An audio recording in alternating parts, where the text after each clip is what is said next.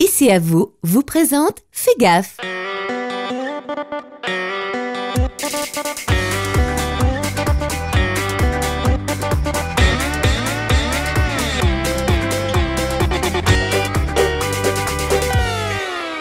Bonjour, bienvenue dans cette première émission Fais gaffe. Nous nous retrouverons toutes les semaines sur votre chaîne régionale pour parler prévention, que ce soit en matière d'accidents domestiques ou sportifs, de règles de la circulation, d'incendies ou de catastrophes naturelles. Alors pour tout savoir, un seul magazine, c'est Fais gaffe. Nous nous trouvons aujourd'hui au centre Essai à Vaud en compagnie d'Isoleil. Nous allons vous donner de précieux conseils concernant l'installation de votre barbecue et nous parlerons également des dangers du ciel, grêle, intempéries, orages et ça c'est tout de suite en compagnie de Roland Gué. Le bord du lac est un endroit de rêve pour la vue, la promenade et le farniente. Quand le soleil vient compléter ce tableau idyllique, on en oublierait presque que le paradis peut parfois se transformer en véritable enfer. Même s'ils ne sont pas très aimés, les intempéries font partie de notre quotidien. Il en existe d'ailleurs plusieurs sortes. Alors on entend par intempéries tout d'abord les forts vents qui occasionnent beaucoup de dommages avec des vitesses de vent élevées, les fortes chutes de pluie qui vont occasionner du fait de la grande quantité des dommages sur un bâtiment ou sur des installations et la sortie du lit de certaines rivières, les chutes de grêle et les chutes de neige qui provoquent à fort poids, en particulier sur des neiges tardives telles qu'au mois d'avril qui sont fortement chargées d'eau. Et qui dit intempéries, dit dégâts. En moyenne, les assurances doivent débourser plus de 360 millions de francs par année. En 2007, la barre des 710 millions a même été franchie, conséquence des fortes pluies qui ont touché plusieurs régions du pays, comme par exemple le Chablais. Un événement spectaculaire qui reste marqué dans les mémoires, comme la célèbre grêle de 2005 en Lavaux et bien sûr la tempête Lothar en 99. La nature peut parfois se déchaîner et contre elle, l'homme ne peut pas faire grand-chose.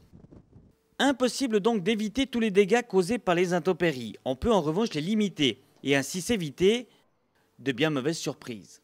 Si on prend un événement naturel de type fort vent, il y a des mesures simples qui doivent être prises. C'est d'avoir les toiles de tente, les toiles de store sur votre balcon ou devant sur votre terrasse remontées, en particulier la nuit. La toile de store ne sert à rien si elle est ouverte la nuit. D'avoir toujours vos volets bien arrimés, veillez à ce qu'ils soient bien arrimés. Vos fenêtres fermées, en particulier si vous quittez votre domicile, d'avoir votre fenêtre qui est fermée. Et puis régulièrement, une fois par année au moins, de faire un contrôle de toit qui permettra d'éviter qu'on ait des tuiles mal placées qui peut-être pourront plus facilement s'envoler.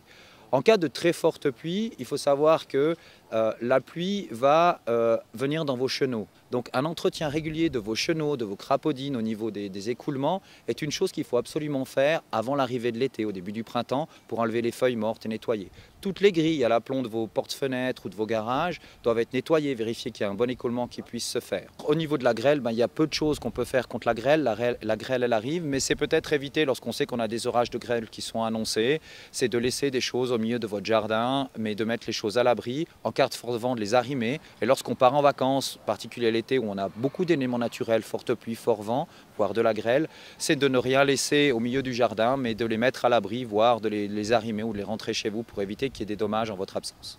Des mesures simples et concrètes qui vous éviteront bien des soucis.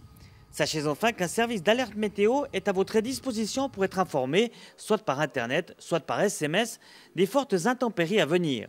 Plus de renseignements sur www.alarmemeteo.ch ou sur le site de l'ECA sur www.eca-vaud.ch.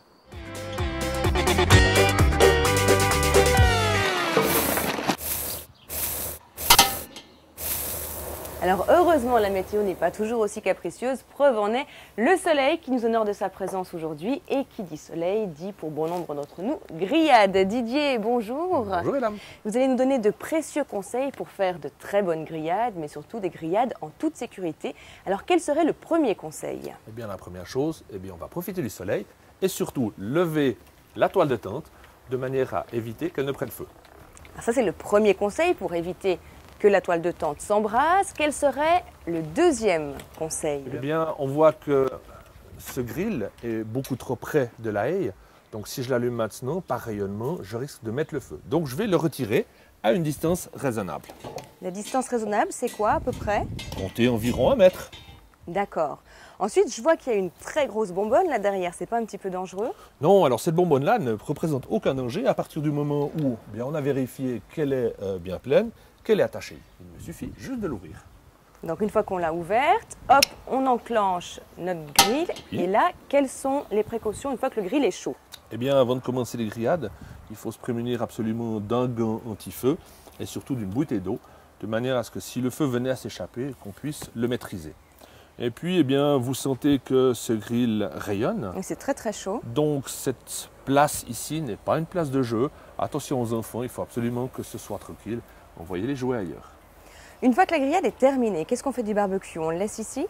Oh non, ce qu'on va faire, c'est qu'on va là, dans tous les cas, refermer la bonbonne de gaz, attendre que le grill se refroidisse, bien le nettoyer, le stocker à l'abri. Et puis en fin de saison, eh bien, la bonbonne, elle devra être démontée, stockée dans un endroit hors gel, aéré et bien abrité. Et pour les personnes qui n'ont pas un grill à gaz, mais un grill au charbon, est-ce que les précautions sont les mêmes? Alors oui, les différences eh bien, sont que le charbon, on va devoir l'allumer, donc utiliser un produit dangereux. Ce produit-là, une fois qu'il y a des flammes, vous ne le réutilisez plus. Puis à la fin des grillades, eh bien, ce charbon-là, il va falloir l'éliminer. Donc si vous n'avez rien, laissez le charbon dans le grill, refroidir pendant en tout cas 24 heures. Et puis le mieux, c'est d'avoir un seau en métal. On met tout le charbon dans le seau, on refroidit avec de l'eau et ensuite de quoi on évacue. Eh bien, merci Didier pour ces précieux conseils. Merci, et puis bonne grillade à tous. Merci de nous avoir suivis durant cette première émission. Rendez-vous la semaine prochaine sur votre télévision régionale et surtout, fais gaffe!